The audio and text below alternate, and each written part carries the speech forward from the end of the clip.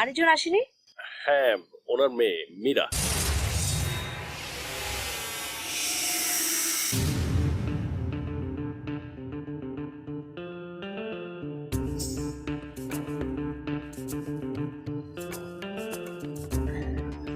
আমি তো তোমাকে বলতেই চাচ্ছিলাম, মাজেদ আঙ্কেল মীরার বাবা। ও তাই নাকি?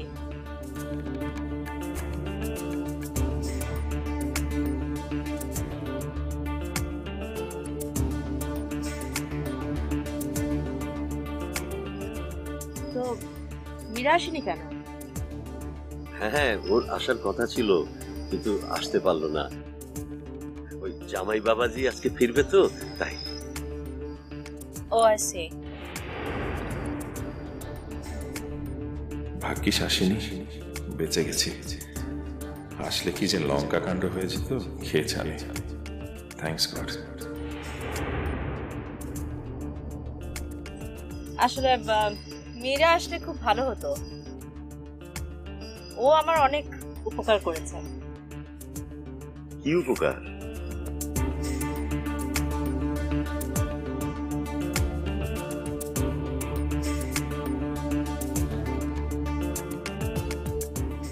কি উপকার?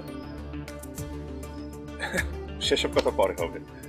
কিন্তু আমি তো বুঝতে পারলাম না, মানে কৌশিকের সাথে আপনি, আমার মাথায় কিছুই ঢুকছে না। আচ্ছা, আমি বুঝি। মাজেদ আঙ্কেল আমেরিকায় এসেছেন খুব রিসেন্টলি। ও, প্রথম দিনই ওনার সাথে আমার পরিচয় হয়ে গেছে, ওনাকে বাড়ি পৌঁছে দিয়েছিলাম। এরপরে আবার পার্কে একদিন দেখা, তাই না আঙ্কেল? সেদিনও রাস্তা হারিয়ে ফেলেছিলেন, আমি ওনাকে ওনার বাসায় পৌঁছে দিই। তারপর থেকে অন এন্ড অফ আমাদের আড্ডাবাজি, গাড়িতে করে ঘোরাঘুরি, বিভিন্ন জিনিস হয়েছে। তো আলটিমেটলি এই দেশে আমার মুরব্বী বলতে তো কেউ নেই। তাই মাজেদ আঙ্কেলকে বললাম যে আজকে আমার বিয়ে। আমি তো খুব খুশি হয়েছি যখন শুনলাম যে ওর বিয়ে। আমি তো লাফাতে লাফাতে চলে এলাম। অনেকদিন পর একসাথে অনেকগুলো বাঙালির সাথে দেখা হবে। খুব ভালো করেছেন।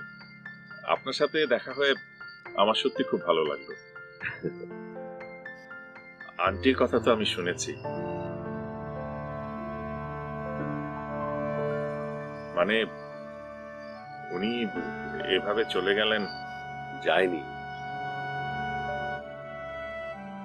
বেশি দূরে যায়নি। কদিনের মধ্যে আমিও গিয়ে ধরে ফেলবো। হ্যাঁ, আন্টি চলে গেছেন, কি হয়েছিল না?